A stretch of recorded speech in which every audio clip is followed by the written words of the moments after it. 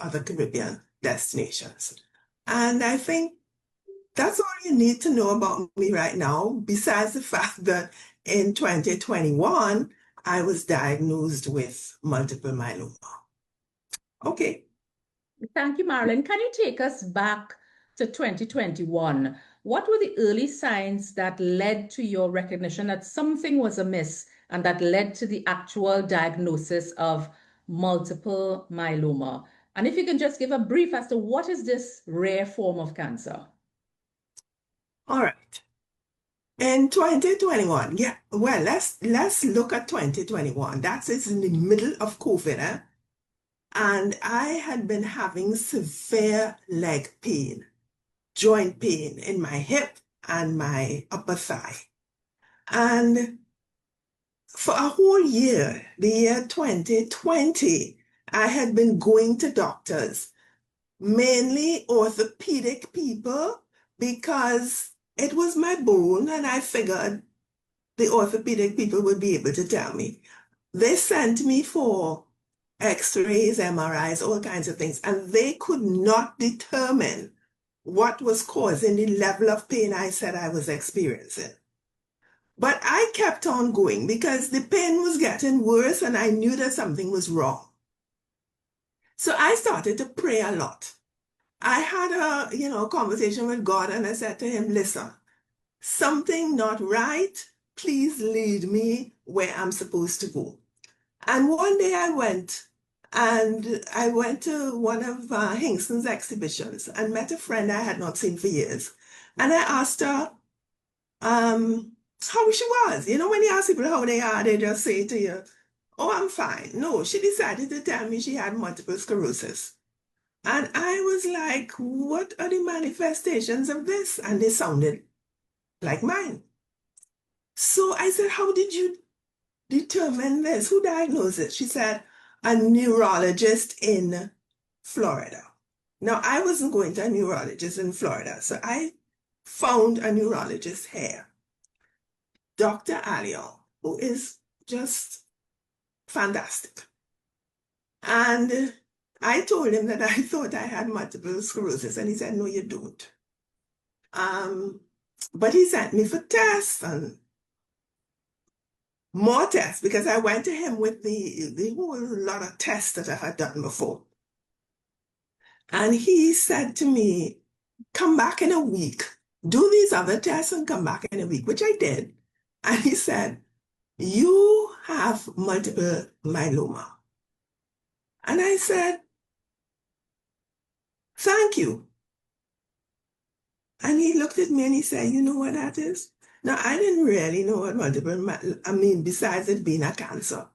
I was like, yes, I know what it is. It's cancer. And he said, you're thanking me? And I said, yes, because for a whole year, I have been going crazy trying to find out exactly what was wrong with me, and nobody could tell me. And he said, yes. And he gave me a referral to Dr. Capelio, who I saw the same week. So like, it was like God moving in my life. Eh? The same week I get an appointment. And Dr. Capelio says, well, we need to verify what stage of this myeloma it is. It really does look like myeloma. We need to do a bone marrow, what is it called? Biopsy. And do you want to do it today or do you want to come back? And I was like, no, I want to do it today. Now I am alone. I have driven all by myself. And he says, is there anybody with you? And I said, no, there's nobody with me. All right, let's do it. Listen, people, I was not prepared for the pain of a big needle being stuck in your bone. I wasn't prepared. But I was stoic, and I took it. And then when he was finished, I had to wait a little, and he said, you sure you could drive? Because they do the Lanarcade thing. And, it does have you drowsy. And he said, you sure you could drive? And I said, don't know. But I called a friend of mine who lives in the East, and she said, yes, she would come.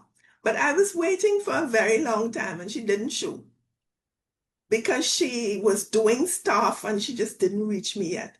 And I said, okay, I am going to drive. And maybe she knew what the bone marrow biopsy was more than me. And she said, don't, okay, I'll stay on the phone with you. Go on. And she stayed on the phone with me until I got home. When I got home, I slept. So that was the way that I found out that I had multiple myeloma. Now, what is multiple myeloma really?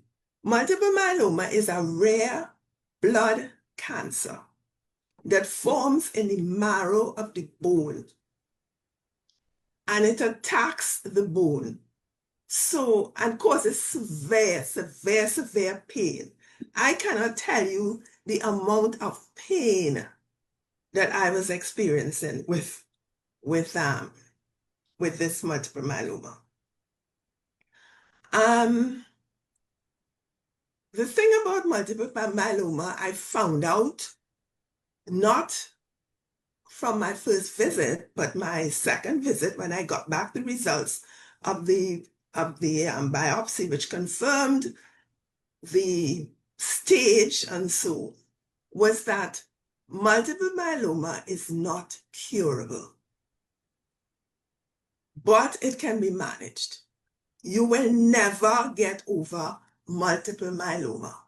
Multiple myeloma, you can relapse, it's going to come back. But it needs to be managed. And it needs to be managed into a remission stage. So that's about it in terms of what multiple myeloma is. Now, Marilyn, what was everyone experiences hearing about their diagnosis differently. Everyone's experience is different. What was the most difficult aspect of receiving the diagnosis that a diagnosis that many people, I mean, for you, you say thank you because you were going around and not understanding what was taking place. But was there that aspect of difficulty in receiving the diagnosis? Nicole, I think I was in a trance-like stage. If I say to you it was God working through me, I don't know if you would understand that. Because I did not feel any way. I mean, it was like, okay, you say to me that it's manageable, and I am going to manage it, no matter what. I am going to manage it. Now, the fact that other people, didn't know what multiple myeloma was and stuff like that didn't bother me because I did not share it with people. I shared it with, I told my husband, I told my daughter who lives in Jamaica, and my brother who lives in Florida. So it was a very small group of people I shared it with. The reason why I did not share it widely was because, well, I was working still. I'm an entrepreneur. I have my own business. And I did not want my clients to think that I was damaged goods and that I would not be able to do their weddings. So I did not share it. That was the main reason. The other reason was that I felt that if my doctor said it could be managed and he was going to help me manage it, I did not want all good intention to people and stuff to be filling my space with all kinds of remedies, right? because I was going to be with the doctor. It was me, God, and the doctor, right? So I wasn't letting anybody in. Um, One of my friends, I see she's on the she's on now. She yeah, And you she's laughing and trying to hide her face, but we see you. you know, she was asking me, she kept asking me, so what did you went to the doctor, what the doctor said, and I am like, I don't, I don't know yet, right? I kept putting her off, and she did not push. Although years after, she said to me, I knew you were hiding something and you were not saying anything to me. But I didn't even tell her, and she's one of my best friends, you know. I guess she felt a way about it, but she forgave me. I did. Yeah, so basically, yeah. So I didn't tell anybody. So, people reacting to my disease was not a big thing. But I had a friend who also had multiple myeloma, and she had been having pain for like 2 years before me. And we would call each other in the night and talk and share our pain, because listen, sleeping was not something you could do. You can't find a comfortable position to sleep because this pain was so intense. So we used to get up in the middle of the night, go away from our husbands into the living room or something and talk about what we're going through.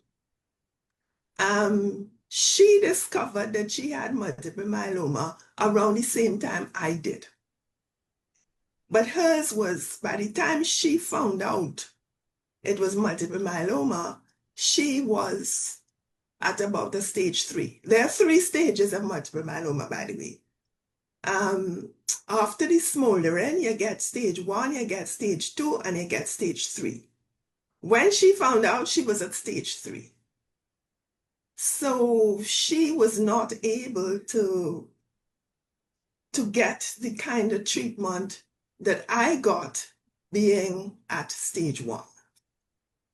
And she eventually passed, which really shook me up because I had no friend to talk to anymore.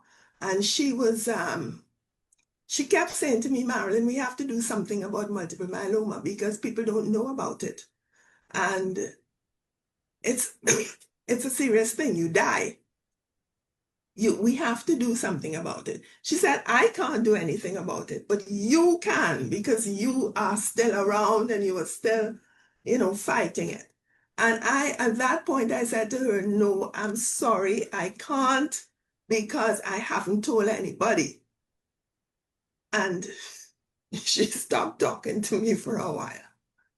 But, because she really felt that, we should advocate.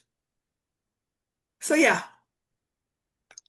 And here we are today, where you're sharing with everybody on this and everybody else who will be hearing you when we share this further. What changed that trajectory from not telling anyone and not sharing to you now, today, sharing? Because I got through it. I got through it. And it was difficult getting through it because all the medications I was on, I was on, first it was radiation. It didn't work. Then it was a treatment with botimab, Mobib, and dexamethasone and stuff. That didn't work, And I kept changing medications and doing all kinds of things. And then when I did get into remission, I said, God, what is my purpose? People around me are dying from multiple myeloma, and I am not. What is my purpose? And the answer I got is share it. Share it. Let people know about multiple myeloma. Let people know that it can be, you can go into remission and you can last for some time. Now, when it was a medication called Dara that actually, what I call it Dara, that got me into remission. Now, from the beginning, my doctor said to me, what can get you into lasting remission is a stem cell transplant. Now, the whole idea of a stem cell transplant scared me, although I was provided with lots of literature. And he said, we are not doing it here. You need to go away and get the stem cell transplant. He said, somebody is doing it here, but it's not that good. And he arranged for consultations with Sylvester Cancer Society in Florida. So I started talking to doctors. And remember, we talk in COVID time, eh? So all I'm doing is talking. I can't go anywhere. They don't want me to go on no plane because you're very immunocompromised with multiple myeloma. Oh, you know what too? What I forgot to say, before I really started the treatment, I decided that I was going to get a COVID shot. Now, immunocompromised. So I didn't say anything to my doctor, but I had an appointment for maybe 3 months. You know how it was difficult getting the appointments. And I woke up that morning and I said, no, I am going to the Diggle Martin Health Center. And as fate would have it, the doctor in charge was somebody I knew. And when I said to her, that I had multiple myeloma, she said, fine, I'm going to give it to you. So I got the shot. Then I told my doctor, and he was so happy, because he said, yes, I was going to tell you to do the COVID shot because of your compromised situation. All right. So let's talk again. Let's go back now to the fact that I had done the DARA. And the DARA got me into a state of remission, which I could now do the stem cell transplant because you have to get to that stage of remission. So I went, and to do that, you need to harvest your cells. So I had to go up and go to Florida and have my clean cells harvested. They give you something called Zazio, which helps the cells, helps the cells proliferate or whatever.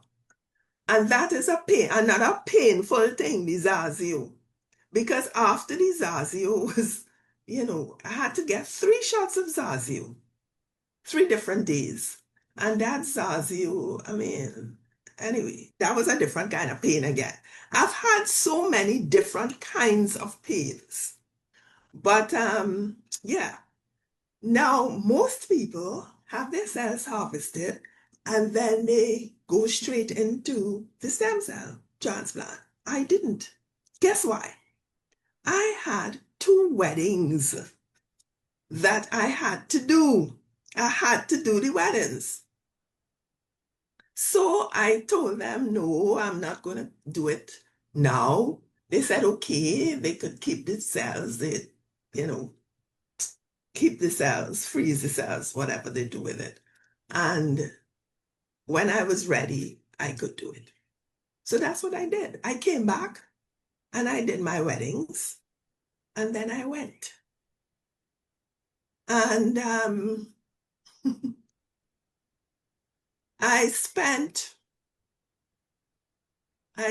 it was still COVID, but no, the borders had opened. So I was able to go. And but you still had to go through, the COVID protocols, make sure you're vaccinated and da da da da da. And I spent 2 weeks, I think, in the hospital. And after that, I had to go to, I spent another month in Florida because they could not release me. I had to see them every week, They couldn't release me until everything was fine. But the protocols were something else because you couldn't eat this, you couldn't eat that. You couldn't buy food that was, you had to know who cooked the food. You had to eat particular things, the vegetables. Like if you're eating grapes or so or fruit, they have to be peeled. It was really because of I was immunocompromised. Mhm. But I would like to say that even after my stem cell transplant, my myeloma was super resistant. Really.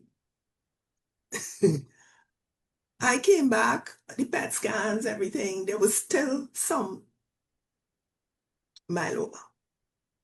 So I had to do radiation, a stereotactic radiation, dealing with the spot itself, which Dr. Hammer did. And finally, I was in remission. So it took me, if I started treatment in 2021, by the end of 2022, I was in full remission. But you know what I used to say? I never went through why me. I didn't do that. What I did instead, and I mean, you do some things sometimes and you say why you did it. I was like, why couldn't it have been a cancer that you could recover from? Why couldn't it have been? Because you're seeing people with cancer of the breast or cancer of this and that. And you're seeing them in remission. You're going and they're ringing bell and all kind of thing. And they in remission long before you, and you're saying, boy, why that couldn't be me, But as I say, God had a plan for me that I was to go through this and share it and do something positive for people. That's a very healthy way to design your trajectory, because it really, when you design a trajectory that is based on a positive outlook, that also serves to fuel your own health and well-being moving forward.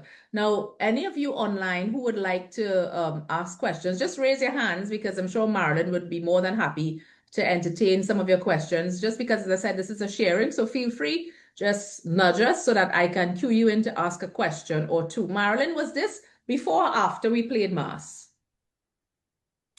No, that was after we played Mass because I couldn't play Mass anymore with the Yeah, pain. after that. Yeah, Yeah, yeah, yeah. yeah, it was before.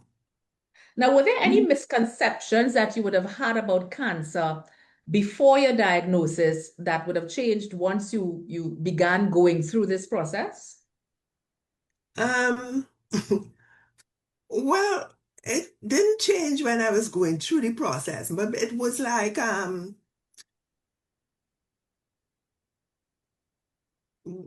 thought cancer was something that you could cure cancer if it was found early enough. That's what I thought. And finding out that mine could not be cured, even though it was early enough, that was the misconception I had. Yeah. How does your husband manage how did he manage this process? That is a nice question. My husband in the beginning was in denial, total denial, right? He was,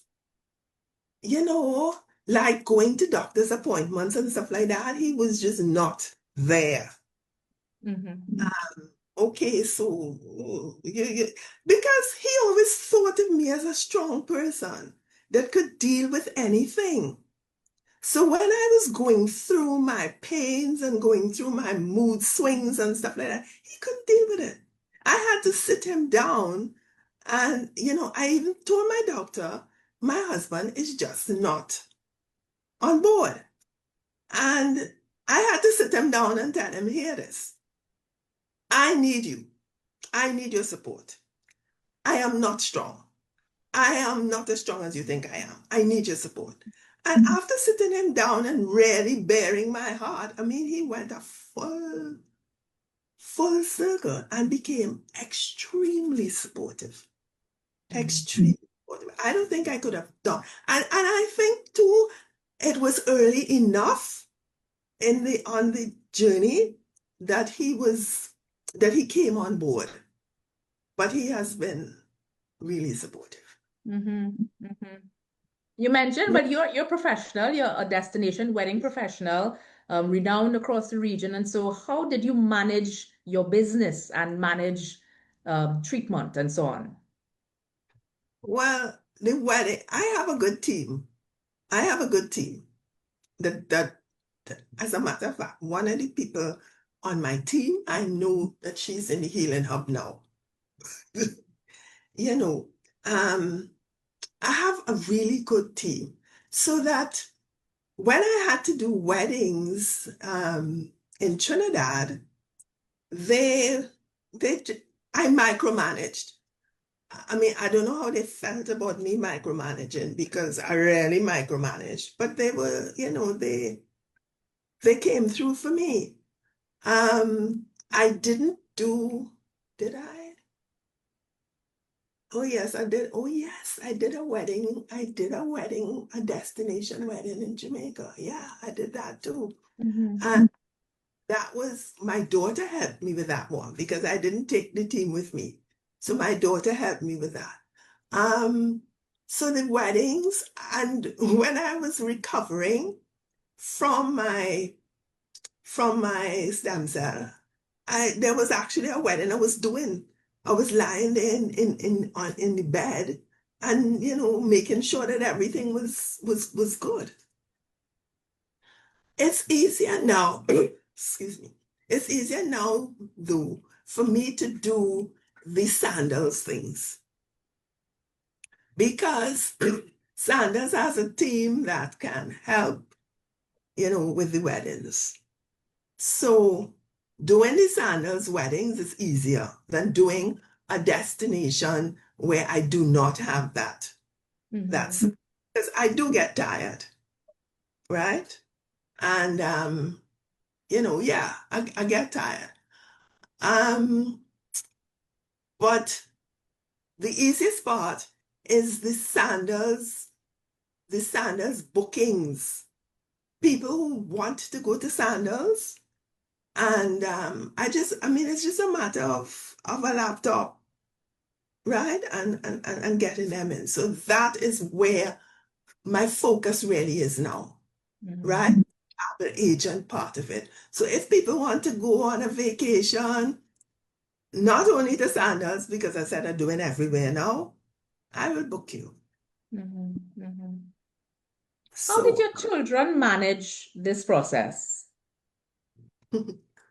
My daughter was wonderful. She came to the hospital with me while I was getting the stem cell, because my husband couldn't deal with that aspect of it at all. She was in the room with me. She was fantastic. She helped, when you have to exercise and stuff. Okay, mom, come on. Time to walk. Let's do this. Okay, mom, what you eating today? Let's order meals. She was in charge, and when she found out when she first found out the borders were closed, so she could not come. But as soon as the borders opened, she was on the first plane to make sure that everything was good. So it was difficult for her, but she was very strong about it. Can you take us through the actual stem cell replacement process? That sounds So intriguing. Well, I like your word. When I first heard it, it was ominous. Okay. So the first thing you do is you harvest your good cells because remember now you're in remission, so you have clean cells. So there is this what do you call it, asparagus. I'm not sure if I'm pronouncing the word right, but you go into this unit where they take your good cells. No, they take all your cells, and the machine separates the really good cells from what is still not good. And this is what they keep there. When you are actually doing the stem cell transplant, it's, you have the what you call it, the port Mhm. port hooked onto you. Well, you have the port for the harvesting was on, I think it was near my belly or something like that. But for the actual stem cell transplant, the port was somewhere here. I still have the mark somewhere. And they put, oh no, I forgot something. The only chemo that I had was before the stem cell transplant because they had to make sure that everything was good, that you were clean. So they gave me something called melphalan, I think it's called. And that chemo thing is very strong. And that was done maybe a day before they did the actual stem cell, where they put all the clean cells back into you. So you're not supposed to have any bad cells left. You're just supposed to have the new, what you call stem cells into you. And the chemo knocked out everything. All the vaccines that you had as a child, you were just cleaned out. So after you had to put them back. So all the MR, whatever, the mumps, all those kinds of things that you did as a child, you had to take it again as an adult.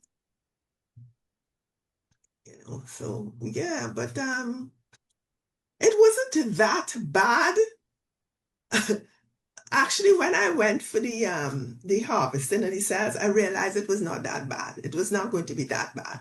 I remember the morning I was sitting, we were having breakfast in the hotel, and my husband is saying, "Okay, so you're ready." And I'm like, "I don't know that I want to do this, And he's like, "No, but you are going to do this. We are here, and you are going to do this." And I'm like, oops, I am so scared of this thing. And the light went off here. This thing fell. I don't know if you're okay. This one would work. Yeah. And he actually pulled me into the car. Well, not literally.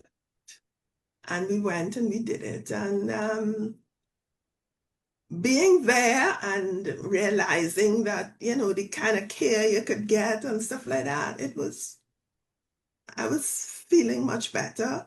So by the time I got into the hospital, it was good. Also, I had asked my doctor to let me talk to somebody who had done it before because I felt that I needed somebody who would, assure me. And this guy was so good. He told me about the hospital. He told me what to expect. He told me everything. He was so good. So, so good. I was a little upset recently when he told me that his own had come back. He had had 6 years and it had come back. So he had to do the whole thing over again. But what is good is that they save enough cells for you to do it again because they expect you to. Mhm. you know. Yeah. Yes, Paula. It was a nightmare having to do the shots all over again. And there were a lot of shots. And then the thing about the shots is that it didn't, all of them did not, what is it? Take? What's the word? Oh, so I had to do them over. I had to do some of them. Yeah. Now, Marilyn, one of your friends is online. I'm going to ask your friend, what's her name? Jenny. Jenny. Jenny, can you jump in and tell me what this experience was like for you when you heard about Marilyn's diagnosis finally, and how did you manage? Tell us about your experience. Can you hear me? We are hearing you. Okay, great. But a little earlier, she said that I didn't push. So by the time I got the diagnosis, it was confirmation for me that something was wrong. Yeah. And it was just a matter of supporting as best as I could right through. I mean, I'm a crier, but she never saw me cry when when I found out, you know. So it's a matter of support and friendship throughout. Yeah. But it was, well, as I said, because I suspected something was wrong, it was not a shock. Do you mind if I ask what happened why would you suspect something was wrong? What were the signs in your estimation that something was wrong? Because she was not answering all my questions. And that's and that's not how we know each other. Yeah. So from the time I get, she would cut me off and I would say, something is wrong here. Something is wrong here. So I suspected from early o'clock. Yeah. Yes. So what is it like when you found out what had transpired, and she allowed you in to be a part of the process, and so managing and working with her to guide through that process? Because before all of this, I met Marilyn a few times. We met in K2K, we play in mass, and she's a very independent individual. So, for independent persons, sometimes it's be a little bit challenging to want to be a little bit more vulnerable. In and of itself is a challenge. So from that perspective, what was the dynamic like when it is you became part of the inner circle?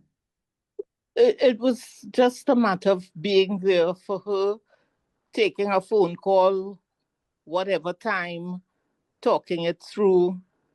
I recall the day before she left for Miami, and we had a little prayer meeting at her home and so on. And what is amazing is that it's the way Marilyn has embraced God throughout all of this. Not that she was not a good Christian and so on, but I saw a different side of Marilyn during this period. And don't let her fool you, she's strong. Vulnerable, but strong. Yeah, so those were really precious moments, when she was heading off that day, the next morning. So it was just a few of us there, and we had this little prayer session. So, but it's been a difficult journey. I almost felt as if I had it at one point, you know? Yeah. Thank you so very much, Jenny. Thank you You're for your welcome. support and for being here and sharing with us. Now, Marilyn, one of the as an entrepreneur yourself and having to manage a life-altering diagnosis per se, how did this and does it now shape your view on legacy and success and ambition and all of those things? Has it shifted any? I think one of the reasons why I was strong about it is because I'm self-employed. And I felt that I needed to go on with my business. I had met a doctor once who had said to me, have you made a succession plan? And I was like, excuse me, I am not dying. No, I have not made a succession plan yet. But I think for people who have their own business, if they focus on the business and that it's important, that the business is important to them, it kind of shifts you from feeling sorry for yourself because I never wanted to be a victim. I never wanted, and that was one of the reasons why I never told people to. I did not want people to feel sorry for me. I didn't want to be a victim because I was going to get through this somehow. I was just going to do whatever. So having your own business and focusing on your business helps you to get through it, I would say. Mhm. Mhm. Mhm. You're a member of the Healing Hub. Yes. How important is community in this process? Community is so very important. I'm a member of the Healing Hub. I don't often say things, but I look at what people are going through. I feel it for them. Community is important. Outside of the Healing Hub, I also have another community of people who have had stem cell transplants, and we share a lot. If somebody has to do something, did you have to do that too? That kind of thing. So community is very important. Yes. And from beyond like a physical perspective, because your friend mentioned that now that there's a different type of framing of God in your life. And I was talking to some friends today and trying to explain that to them. They were stressing about something, and I was like, I wouldn't be stressing about that for life is too short to be stressing about these inconsequential foolishness, man. Yes. Don't stress. So how has your Yes. perspective been shaped on that now? Yes. You see that thing called stressing the small stuff? I have changed so much. I do not let little things bother me anymore at all. I remember, in doing weddings and stuff, I was like, this has to be perfect. You have to do this. You have to do that. No, no. If something goes wrong, you go with the flow. You do not, I no longer get all uptight about things. So in that way, yeah, I have changed. I have changed. Even things like cleaning the place. I can't clean the place anymore because I still have pains, because now it's arthritis on top of the multiple myeloma. Well, the multiple myeloma is in the background, but I have pains. And the if this floor not clean or something like that, I'm not stressing that anymore. Whoever come to clean it, they don't do a good job. I'm grateful that something has been done. I am so grateful now for small things. I'm grateful and I'm thankful. That's how my life has changed. Wonderful, wonderful. So this element I did not share with everyone before you came on, but in most of the things I do, all of the organizations I work with, an element I always feel very important and passionate about is that of affirmations. Because as someone pours out, I do believe it's very important for us to put back in so that you can fill what was shared. So Marilyn, I would start with the first affirmation, then I would ask Jenny to follow me to give you an affirmation, and I would open the floor for the other persons who are online to provide you with an affirmation. Marilyn, as I said, I met you when we played Mass in K2K, and you were then a stately, beautiful, strong, independent woman. And now I see someone who has a halo almost over them. I know you have a light shining in your face, but if that light were to move, there is a light that remains there shining in your face. And with everything that you have experienced, and to come out of that experience, being thankful and grateful, I am thankful that you were able to come out of that experience. And I'm happy that you're here to share with us. Keep shining, keep glowing, keep growing. And I wish you, your husband, and your family all the very best. You look fabulous. You're doing a wonderful job. Thank you. Camille, you need to mute your mic unless you're ready to speak. So Marilyn, thank you. Jenny, I affirm you, Marilyn. Jenny. Thank you so much, Nicole. Thank you so very much. This is one of the simplest affirmations, but it is so real and so true. God is good all the time. He is, and thank you for that. Thank you for that. Oh, yes. Oh, Every yes. time. God has been so good to me, so good, you know, that I just have to help people now. He's been so good. Others online, your affirmations. Paula. Good evening, everyone. Marilyn, I thank you for sharing. I thank you for being available to the group. I affirm that you will have long life, less pain. I am, as somebody who recently joined the Healing Hub, I'm not usually a come out and speak kind of person. And my last question, your Marilyn reached out to me and had a call and went through and actually helped calm my nerves. So I want to thank her for being open and for allowing me to be vulnerable, and for her helping me to walk this journey that I recently started. My pleasure, Paula. Thank you so much for that. Gracian.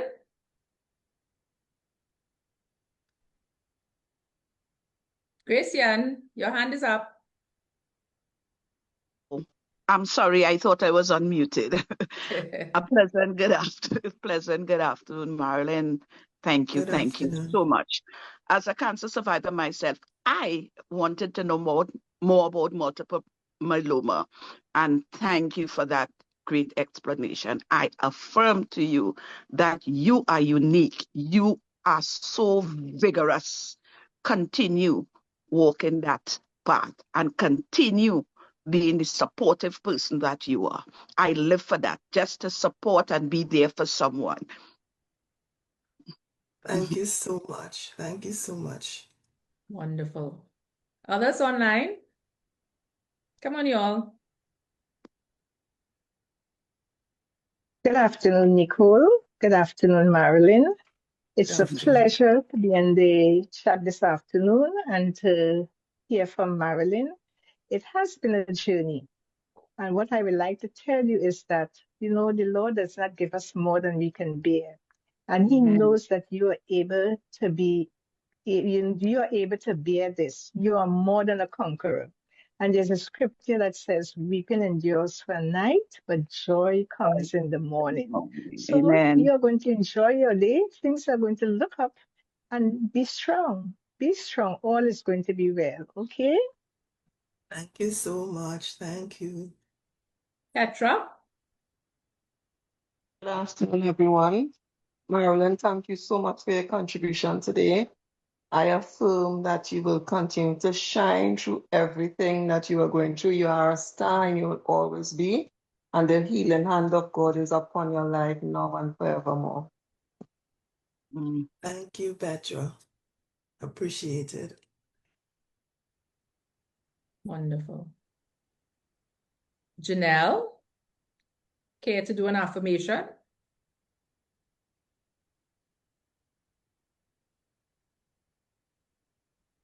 Good night. Marlon, thank you so much for sharing with us this evening. It really helps me in my outlook in that, well, I'm scheduled to do surgery on Tuesday, and I was feeling a bit down, a bit out of it, a bit um hopeless to see. But listening to your story, listening to how you overcame so many things, it really uplifted me, and it made me feel like I can do this. So I feel that you will continue to grow in strength, and you will continue to heal, and God will continue to prosper you in all aspects of your life. So thank you so much for taking the time to spend with us. It did a lot for me. I joined a little late because I was working, and I looked at the time and said, oh my God, I'm late. But I joined in the nick of time to hear most of it. And I want to thank you very much for your time. And Thank you, I thank you very much. And I am hoping that everything goes well with you. It certainly will. I affirm that for you. Thank you. Thank you. Marilyn, there's an affirmation from Martha. She wrote it. God bless you, and I affirm long life and strength to keep up the good work in advocating to others. Spread the love, you're a star. Thank you, Martha. Thank you, Martha. Thank you. Maya?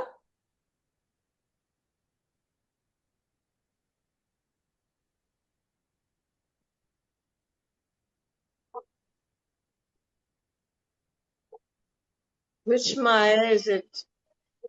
Elbourne. Is it? Okay, this is not really Maya Elborn. This is Angela Tusa. My granddaughter is the one who organized me, so it's still showing her. Yeah, I that's had all right. difficulty in Yeah. getting it off, so yes. Marilyn, I affirm, well, thank you first for your contribution this evening. And my affirmation is continue to trust God. And He's an awesome God that we serve. And I know that you have grown much closer to Him. Continue and continue to shine. God bless. Thank you so much, Angela. Thank you. Angela's husband is a deacon, and he has been praying for me. And in all my thank yous, he's been there. Yeah. And to let you know, it's not the deacon alone, because I will the prayers Please? were joined by me, with me also. Yes. So, Of course. Of course. Of course, Angie. Thank you. Wonderful, wonderful. Okay, so as we wrap this evening's session, may I thank you again, Marilyn, for opening up and agreeing to be the first speaker in our sharing segments, because all of you who are on, we're going to have that opportunity to do exactly what Marilyn did today, to share, just to be a part of the speaking and sharing and opening up. And because when you do so, you make it a lot easier for others so to do and to understand things that you may not fully grasp, and to realize that this person may be experiencing what I experience. And so it's wonderful to share. So thank you, Marilyn, for just saying yes to everything that I've been asking you. I deeply appreciate it. Thank you so very much. And to all of you on this evening, thank you again for supporting the Healing Hub and for being a part of this process. Marilyn, I give you the closing words. Nicole, I want to thank you for having me on. Thank you for giving me the opportunity to share, because that's what I'm all about. And thank you for the good work that you are doing. You yourself are a survivor. And I know that you're going through pretty much what everybody else is going through. But you have been so strong in dealing with everything, Nicole. I really do appreciate you. Please continue with the good work. Thank you. Thank you. Okay, so with that, we wrap. Have a good evening, all of you. Be safe. We're out. Have a good one. Bye-bye. Bye, everyone. Bye. Bye. Bye.